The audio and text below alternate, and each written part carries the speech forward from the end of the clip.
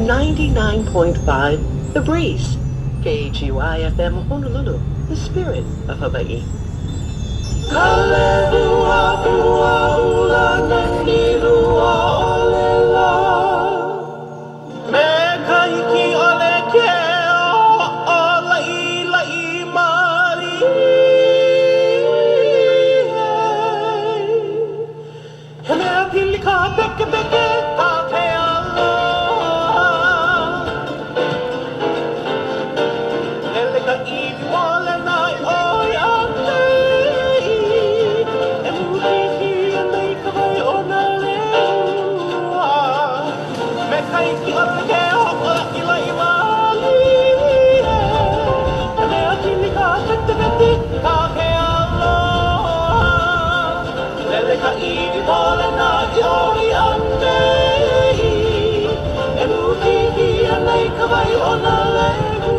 We may have to put the blame on the Portuguese because they were the first to bring this instrument called the braquinha from Madeira, Portugal. The ship had arrived in Hawaii around 1878. And one of the gentlemen on the board had brought his Portuguese instrument and started to play it. And it was a nice sound. And so before you know it, other people were curious about this instrument. And there were some craftsmen from the same country, Portugal, who were on the ship. So they said, maybe we should make an instrument like that, but maybe a little bit more for the islanders. And so they came up with this instrument called the ukulele. Now, if you were walking around and traveling around the island, you will always see little kids playing this instrument. That's the ukulele. It's a very small instrument, but very popular.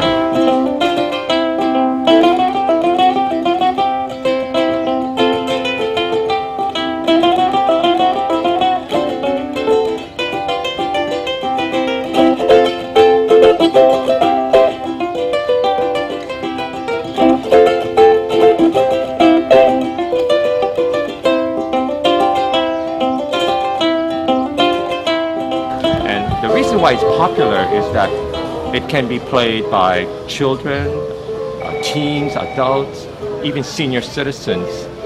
They all pick up this 4-string instrument. But through the years, of course, the 4-string became a 6-string. We also have a tenor size, which is a little bit bigger. But that comes, I guess, with progress.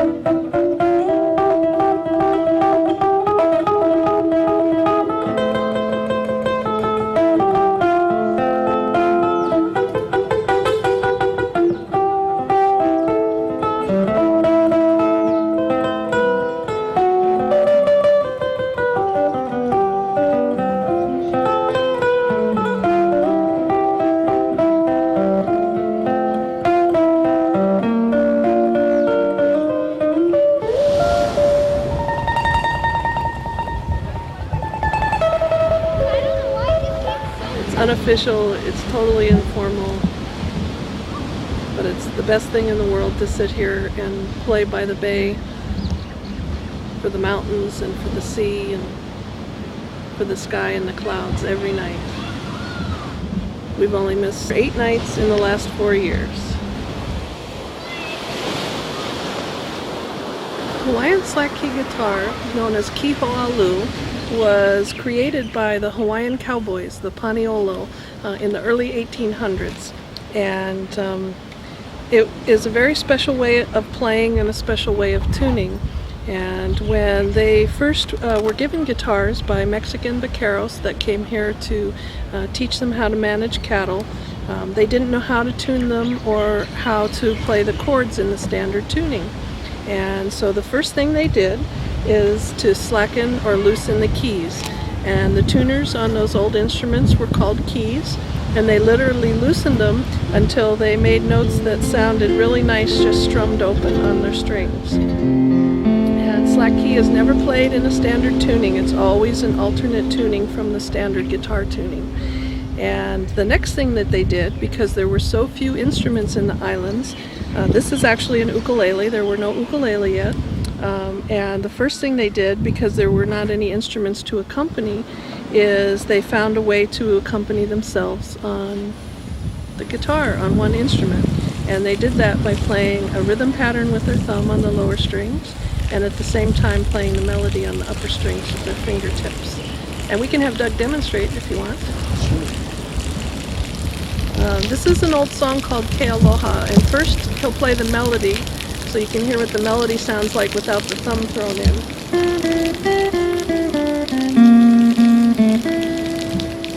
And it's real pretty, but it's kind of empty sounding.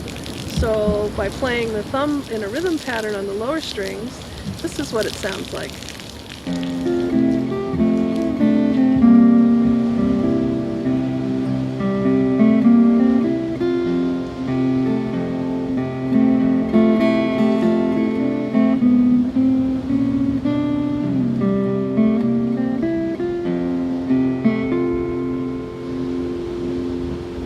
And that's slack key. And those are the two technical things that make it slack key. One is the alter tuning, and then always played with the thumb playing a rhythm pattern on the lower strings while the fingertips are simultaneously playing the melody.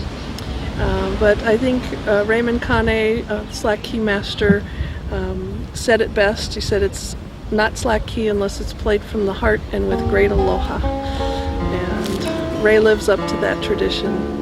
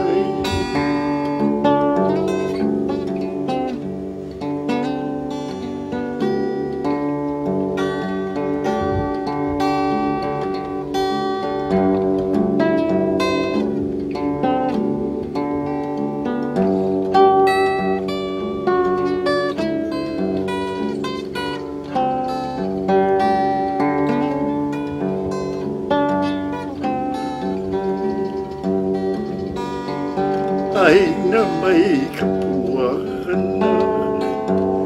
e maui no e ka oe e la la o na ko ke atua ai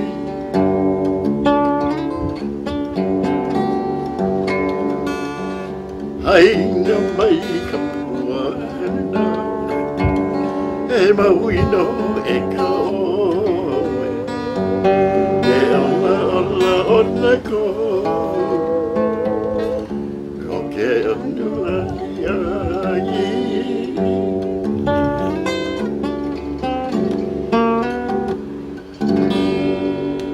I met this fellow, Albert Carvello. And he used to come down the beach once in the blue moon, and he was the only one that had insurance. So he used to come down with his guitar, you know. And when I see him, I said, we're going to have some beautiful music. And that music is called slack key guitar. And it was just beautiful, you know. Then I asked him to, why don't you teach me how to play slack key guitar? He told me, beat it. Well, I said, well, what can I do to help for you to learn, teach me how to play slack key? Well, he said, I wasn't his family. See, if I was his family or anything like that, then he'll teach me. But I was, different family. So I said, I'll tell you what. And I finally made an agreement with him. And I used to be a good diver, for spearfishing. So I used to catch a lot of fish all the time. I said, I'll tell you what. I'll give you some fish, you teach me. Hey, that's a good deal. So that's how I became a slacky guitar player today. And turned out to be one of the best slacky guitar players that ever was. Ain't that wonderful? Thanks to those people that taught me how to play slacky guitar. Then I improved it a lot, and played the way how I feel, not the way how they feel. And that's the way it was. Let's play his song. And we'll play one of Ray's songs now. Ray and his wife Aloha have traveled the world sharing this traditional music and really keeping it alive and inspiring younger people to learn it and share it as well. And this song is one that he wrote in 1938 on a beach in Nanakuli over on the island of Oahu in the leeward side, a beach known as Zatwin's Beach. And he says it was the most beautiful night of his life. He was sitting on the beach with his guitar, and there was a moon rising and shimmering off the waves, and it was so clear and so bright that he could see the little crabs skittering back and forth on the sand. And this is a beautiful song that he wrote. It's called Punahele, and Punahele means favorite.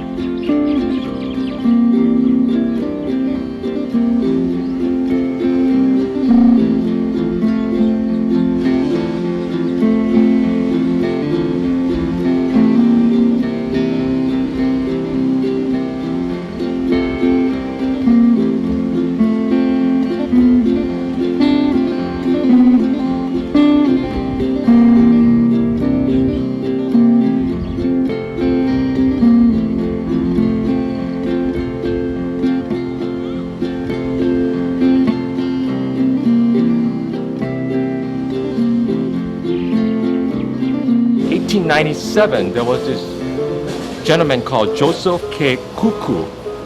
He was he was playing his instrument, guitar, on his lap, and somehow a comb fell on the guitar and it struck the string. And he said, "Oh, that's an interesting sound." So he kind of rubbed that comb on the strings on the guitar and he said, "Hey, that's a nice, unique sound." So the next thing you knew, he did was he got a pocket knife and started to use the pocket knife because it was a little bit more solid. He said, "Oh, that is still a wonderful sound." And so what he did was he got some kind of a metal device and had it crafted in a way and started to run that metal bar on the string. And that was the beginning of the steel guitar. And of course, in Hawaii, we use the steel guitar a lot because to us, when we hear the strain of a steel guitar, we immediately associate that with Hawaiian music.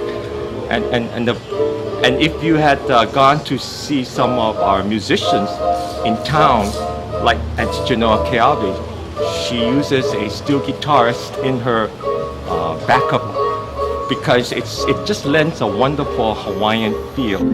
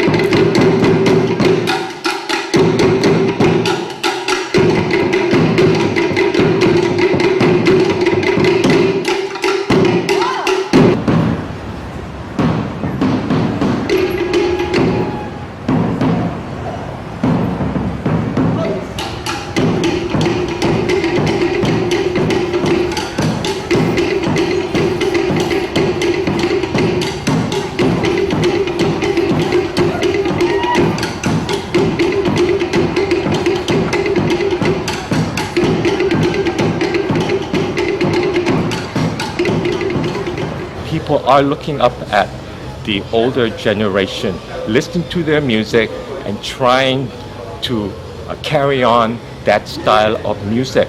So for every Auntie Genoa there is of today, there's also a dozen more little girls trying to sound like an Auntie Genoa. So thank God she's still around.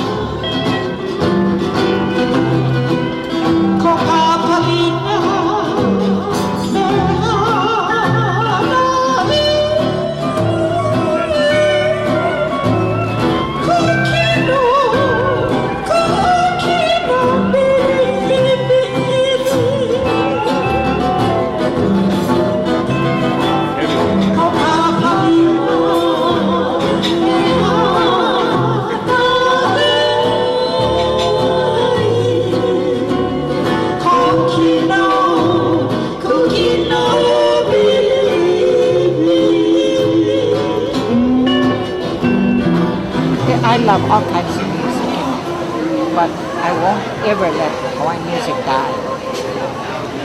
Because many years ago, I was asked that question in the early 50s.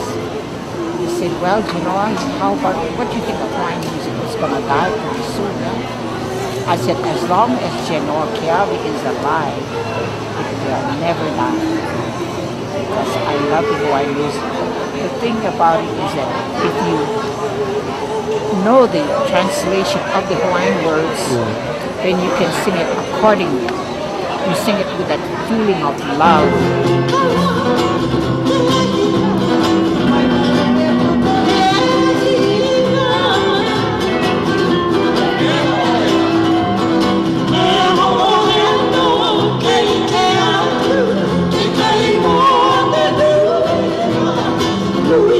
Aloha.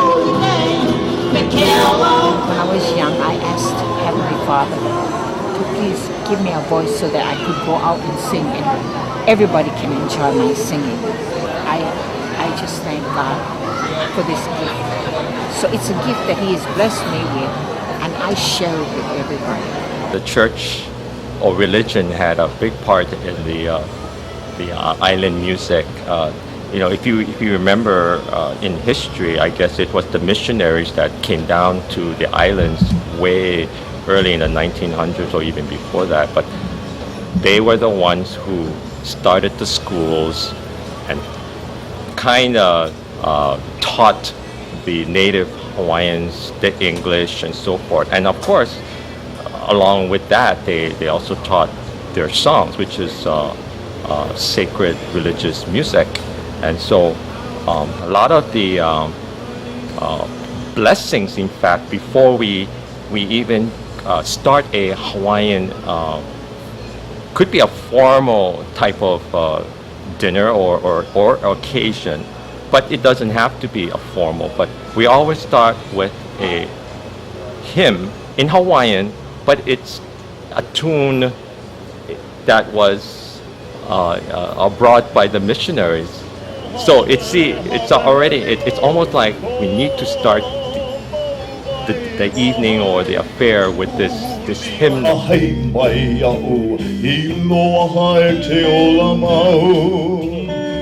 Let me walk through paradise with you, Lord. Take my hand and lead me there. All my earthly treasures I will gladly give. Show me how to love, how to share. Honey mai, o pihi o tu hatu mai tai. E ao I tau, e hana tu ai. I loa e te ola maui au have lilo. Ko mau vai mai, huli a hai mai au. I loa e ke ola I au have lilo. Ko mau vai vai, huli a hai mai au. I loa e te ola mau. I loa e ke ola mau.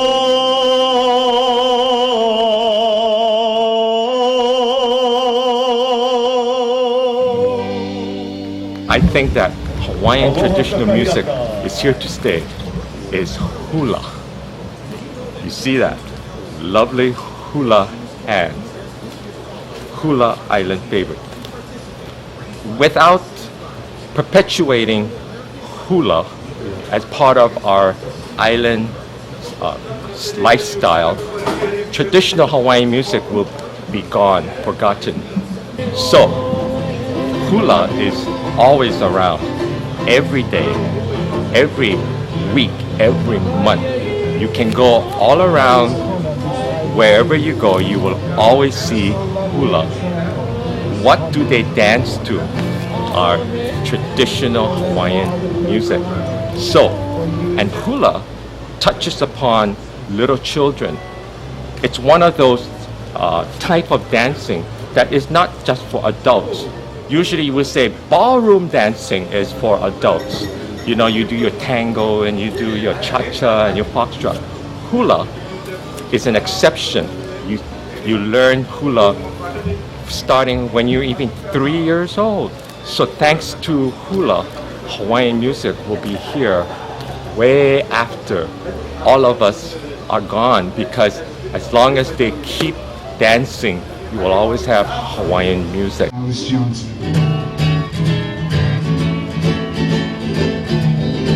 You know what, John?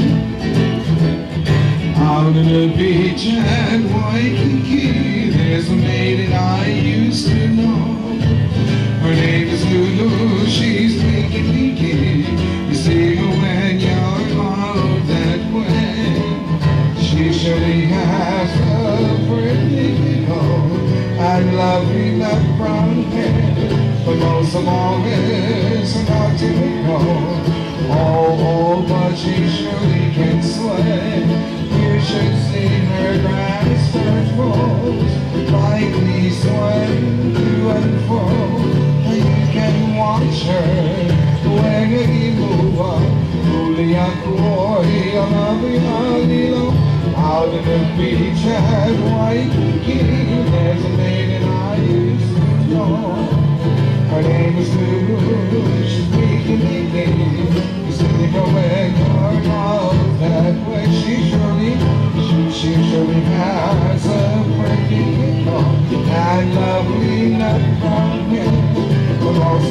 wish for not to wiggle it. Oh, but you shake and sway. You should see her grass her flow, lightly swaying to and fro, and you can watch her when you move on. Moving up the boy, out in the beach at Waikiki, there's a maiden I used to know. Her name's Lulu, she's making me king. Speak when you're out that way, you'll see her out that way. South Sea Island magic is made from the light of the stars. Breezes from the mountain and music from native guitars. South Sea Island magic has taken possession of me. I'm content forever to linger with you by the sea. If you see a dancer dancing with a smile on her face, and even looking up to the heavens or somehow with her hands, you will also get that feeling that it must have a wonderful spiritual and love, warm meaning to the song, because that's what the dancer is doing, interpreting what the composer had written down. Starlight, twilight, songs that are old but still new. South Sea Island magic has brought me the magic of you. Do you recall? Do you recall our meeting by the campfire that blazed near the ocean? A simple word of greeting was the start of an endless devotion. Moonlight, starlight, twilight, songs that are old but still new. South Sea Island magic has brought me the magic of you. Has brought me the magic of you.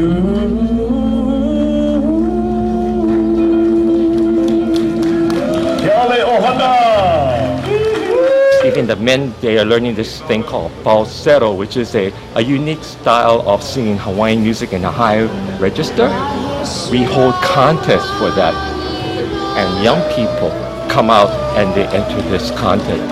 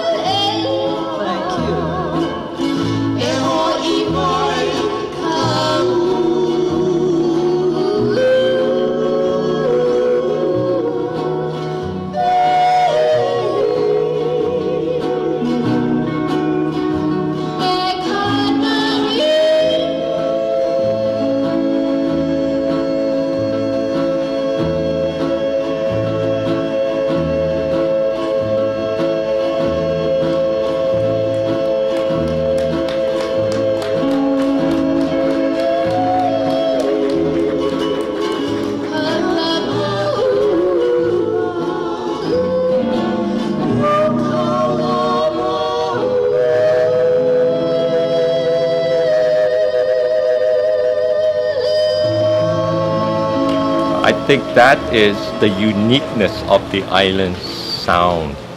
Because you just mentioned that there are people from the Asian countries, we have people from Africa living here, we have people from your country in the Middle East and so forth. Somehow, even like the Greek influence, we have a large Greek population, but somehow the rhythms that they bring, I think that's the thing, because each one kind of have their own rhythm.